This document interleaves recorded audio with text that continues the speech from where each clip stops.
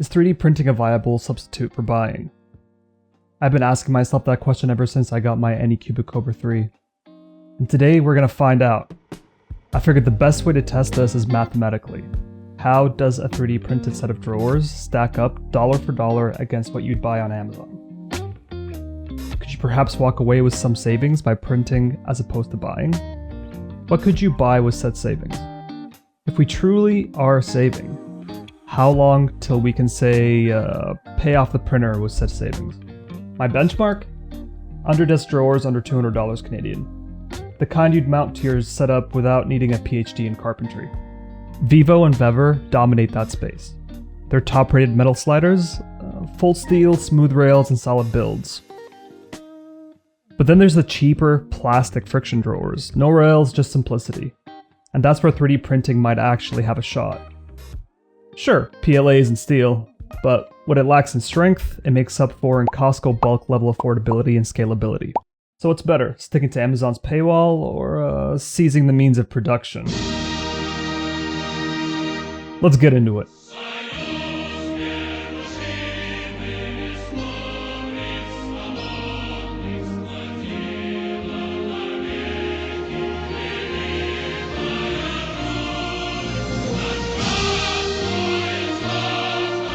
I started by listing all the Amazon drawers that fit the bill, splitting them into two camps. Metal rail sliders versus plastic friction drawers. The cheapest metal slider? A $50.99 Canadian drawer from Vever. 15.7 by 8.7 by 4 inches. That's 546.36 cubic inches of space, coming out to about $0.093 Canadian per cubic inch. On the high end, Vivo's 3-drawer set runs $149.99 Canadian dollars for 1,492.92 cubic inches, or about 0.10 per cubic inch. Not bad considering it's all metal with proper sliding hardware. So now the question becomes, can a 3D printer compete with that? To answer that, I use Girari's free Gen 2 designs, clean, modular, and best of all, free to download. No CAD skills needed here. No design time wasted, just standardized models I can mass produce, measure, and cost down to the last gram of filament. You'll find links to the models and spreadsheet in the description, including a filament cost calculator you can use for your own builds. I will be giving a step-by-step walkthrough on how to navigate the spreadsheet later in the video. Seeing how all the drawers chosen have a specific size, I decided to multiply the 3 dimensions for each. This gives us an inch cubed value that we can work with. The prices will have a tax added for anyone living in British Columbia, but the Excel sheet I created down below will have options for every province in Canada and an extra column without taxes. But what about the cost per cubic inch? Well, take the volume number and divide it by the price, and what do you got?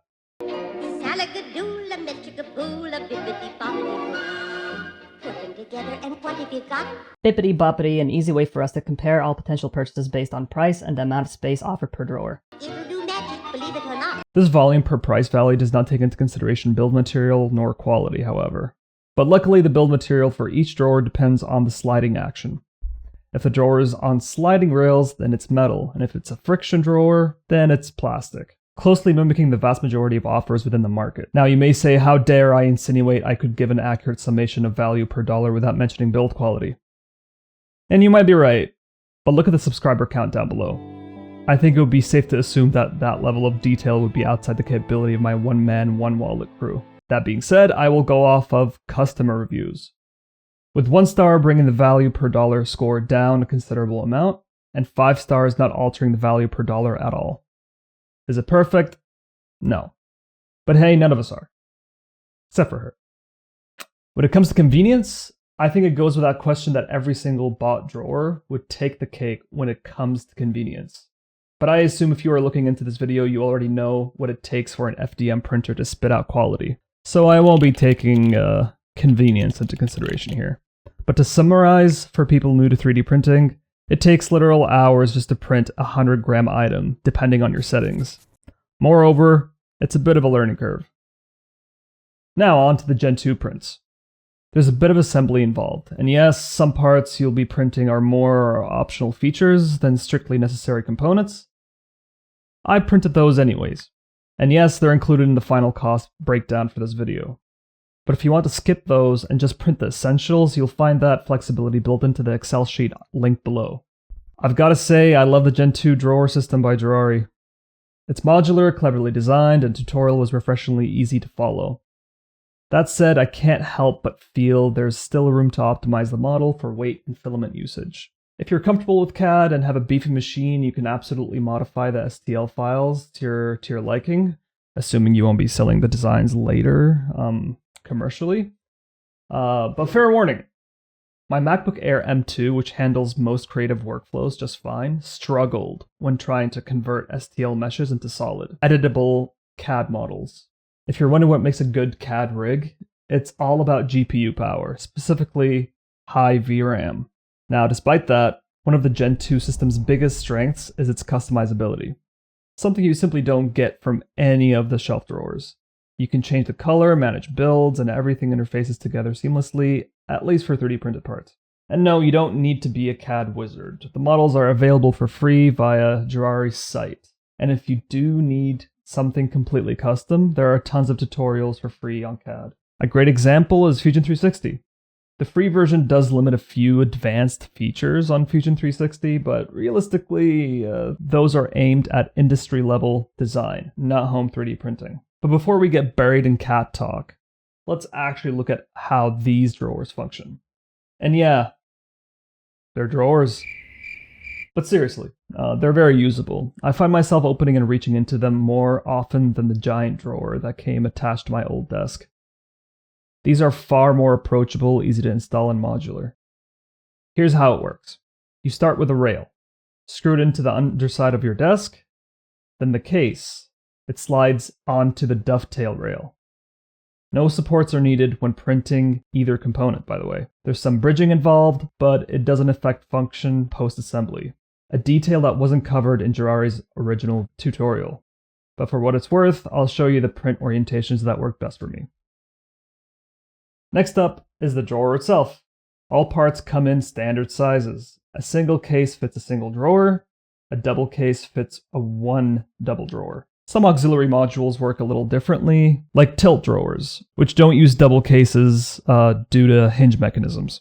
Overall, the system feels like it's been through multiple iterations. The tolerances are tight in the best way, which means your only real job is to hit print and let everything fall into place. Now, you might be thinking, if this guy mentions a spreadsheet one more time, I swear I'm going to lose it. And to that I say, here's a 5-minute tutorial on how the spreadsheet works. Sheet number 1, filament and part cost breakdown. At the top, you can input the filament name, price, and even manually set the cell color to match the filament's actual color. Once you do that, everything below updates automatically. Below that section, you'll find a full Gen 2 parts list, which includes filament usage per part, quantity printed per filament, and total costs calculated to the right. I've also split the parts into 2 groups. Parts directly from the Gen 2 drawer system by Gerari, parts I designed myself using Fusion 360. For example, I printed 2 standard Gen 2 rails using Sunloom Matte Black PLA, one single case in the same black, and another using Hello 3D Print Black, and so on. The final filament cost totals are displayed on the far right. Taxes can be added manually at the top by simply including them in the filament price. Now the per part calculator. This section gives you a more granular view of how each part contributes to the total cost. The ability to enter any custom assembly you want to analyze. You can select filaments from a drop-down menu, parts from a similar drop-down linked to the official Gen 2 list up above. Sheet 2, drawer price comparisons. Here you'll see every drawer I tested for this video. First column, product names, linked directly to their Amazon pages. Then vendor, drawer type, and quantity per purchase, followed by dimensions in inches, volume, inch cubed, and cost before and after taxes. Make sure to scroll right and select your province from the drop-down so taxes are calculated correctly. Next up, cost per volume in dollars per inch cubed.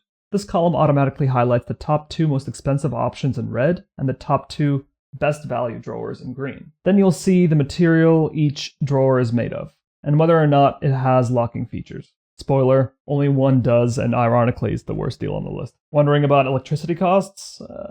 If you're using a typical consumer-grade 3D printer, the kind designed for hobbyists, you're looking at roughly $8 Canadian a month in electricity if you're printing 8 hours a day every day for a full month. Still skeptical? Just remember, There are entire industrial-scale 3D printing farms running dozens, sometimes hundreds of machines nonstop. If they aren't breaking the bank on power bills, I can safely say you won't notice a major spike on your end either. That's why I've completely ignored electricity costs in my final breakdown. They're negligible, unless you're trying to heat your house with your print bed. I printed everything using PLA, and honestly, PLA has come a long way since I first started printing back in 2018. I used Sunlu filament from Amazon, priced at around $22 Canadian per 1 kilogram spool, and had very few issues. Most of the failed prints were entirely my fault. Misconfigured settings, not the filament itself. All avoidable user errors. For the most part, I printed at 15% infill with 2 walls, which was more than enough for strength. For more load-bearing parts, I bumped it up to 4 walls and 20% infill. But for the Gen 2 drawer models, I didn't feel the need to reinforce anything really. They're just not large enough to hold anything that truly stresses the structure. To give you some context, I couldn't print any of the triple width parts due to my bed size. 250 by 250 by 260 millimeters is my bed dimensions. That really put things in perspective for what limitations come with your printer's build volume. If I ever upgrade, bed size is the first thing I'm prioritizing. Until then, it's all about workarounds. And there are plenty. Most slicers offer dovetail splitting, which lets you break up a large model into smaller printable pieces. But in my experience, pre-made dovetails from slicers are often too tight and inconsistent, especially with mid-tier print quality. The better solution? Design your own dovetails in CAD. That way you can bake in tolerances so you're not stuck sanding printing joints for hours just to get a decent fit. A quick word on common 3D printing faults. But first, let's talk about tolerance. What is tolerance?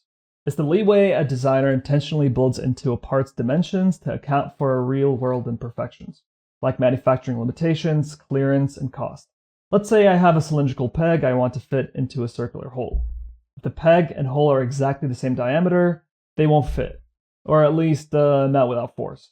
Now, if we're talking about metal components, you could use temperature to your advantage, cooling the peg or heating the hole slightly so that one expands or contracts just enough to allow a press fit. That's common practice with wheel bearings and hubs. No screws, just friction holding everything together. But with plastics, especially 3D printed plastics, that doesn't work. You can't rely on thermal expansion the same way. Instead, 3D printed parts are usually designed with extra clearance to make sure they fit, even if your printer isn't perfectly dialed in. Naturally, this means your prints will never match the precision of metal parts or even high-end injection molded plastics. Which brings me to the reason why I'm mentioning tolerance in the first place. Tolerance stacking. The bane of every designer's life. And I think the reason why aliens haven't visited us yet. A great example of this in action is the dovetail joints used to attach the rails and cases in the Gen 2 drawer system. Now to be clear, this isn't a flaw in Gerard's design. He intentionally widened the tolerances so that the drawers would print well on a wide range of 3D printers, not just one brand or model. But this comes at a cost: tolerance stacking. So what's that? It's what happens when multiple joints or interfaces with small dimensional give, or tolerance, start compounding across an assembly. Each piece may be a little off, but when stacked, the deviation adds up. That's why you'll notice when you stack multiple slim drawers, they don't always align flush with the bottom of a larger drawer case when they're side by side, even though the total dimensions should match. That misalignment is tolerance stacking in action. But that's the trade-off with accessible universal designs in 3D printing. You get flexibility and ease of use, but you'll have to live with a few quirks unless you're ready to jump into CAD and customize everything and optimize everything for your printer alone. In conclusion, for around $595.93 Canadian all in for the Anycubic and the AMS combo, the printer punches well above its weight class. Between its modularity, scalability, and personalization options, it offers a level of performance you'd normally expect from much pricier machines. I'm genuinely impressed and personally very satisfied with the product. But that's enough with the nitty-gritty. Let's get down to brass tacks here. I'll be using the matte black filament for the following calculations, mainly because it was the cheapest out of 4 I used. Each single-size Gen 2 drawer assembly cost me around $4.12 Canadian, taxes and shipping included. Its dimensions are approximately 71 by 171 by 48 millimeters from the inside, which converts to around 35.56 cubic inches. That gives us a cost per volume of $0.154 CAD per cubic inch. Now remember, this is for the single-sized Gen 2 drawer assembly. Now the double-sized Gen 2 drawer assembly came in at $5.79 CAD, all in, with dimensions of 159 by 159 by 48 millimeters. That gives us a total volume of roughly 74 cubic inches, which works out to be $0.078 CAD per cubic inch. No surprise here, the double drawer is more cost efficient per volume. Why? Likely because infill is calculated as a percentage, not absolute volume. Larger parts also benefit from fewer walls relative to interior space, meaning less material wasted. But results like this really make me wonder how much more efficient a larger print bed would be compared to a smaller one. Now, what is surprising is how close these numbers are to the drawers you can buy on Amazon. The best bang for buck metal drawers with rail systems in my comparison landed in the $0.101 to $0.105 per cubic inch range, which beat the single Gen 2 drawer, but still couldn't touch the double Gen 2 drawer, which held its ground at $0.078 per cubic inch. Now consider the build quality of those Amazon metal drawers. You're paying around 25% more per volume for a fully assembled metal rail sliding drawer. So the question becomes, is that 25% more in price worth it to you?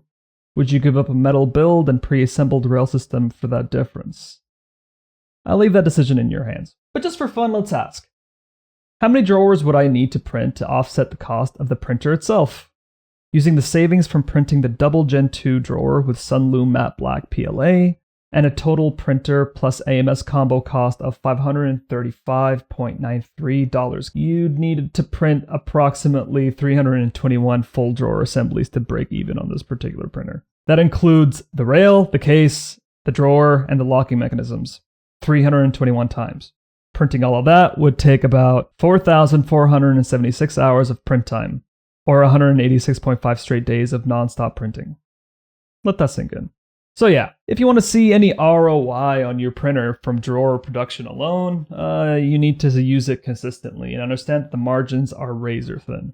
I guess if you just happen to need 321 drawers in your home and you've got your eye on the metal bever, and also you just so happen to own a brand new Anycubic K3 combo that costs you around $535.93 Canadian, well then yeah, the answer is obvious, right? Wait, what was I talking about again? Oh, right. The cheap plastic drawers from Amazon. Turns out they hold their own in terms of cost per volume. The highest priced ones in the list came in at around $0.063 and $0.079 per cubic inch. In fact, the fraction slide pencil tray from Esversarsi actually beat the Gen 2 printer drawer. And the Ospanique self-adhesive under desk organizer, ridiculous names I know, came very close at 0.079 versus 0.078 for the Gen 2 system. If you're comparing cost of buying this particular cheap plastic drawer from Amazon, and realize that although the margins are razor thin, it is technically cheaper to print rather than buying the drawer. Just know that you'd have to print 9,570 double drawer assemblies. Again, that means double rail, double case, double drawer with the mechanisms. 9,570 times. That's about 133,546 hours of continuous printing, or 15.2 years of non-stop runtime. Yeah, I don't think Stalin would be impressed with my efficiency reports. But unlike Stalin, thank you for sticking around. If you made it this far, make sure to hit that subscribe button. Like the video, and don't forget that bell button to stay current on any of my new uploads. I don't post that frequently, mainly because I work alone on these videos, and they take me a long time to make. From research, scripting, scene allocation, lighting, set design, sourcing, equipment renting, buying and setting, and optimizing, editing, audio mastering, to rendering, and finally uploading, which is a beast of its own. Helping the channel out would make all that worth it, and if my partner sees the results, maybe she won't end up leaving me. Unless you want her to leave me, so you can have me all to yourself. I see you.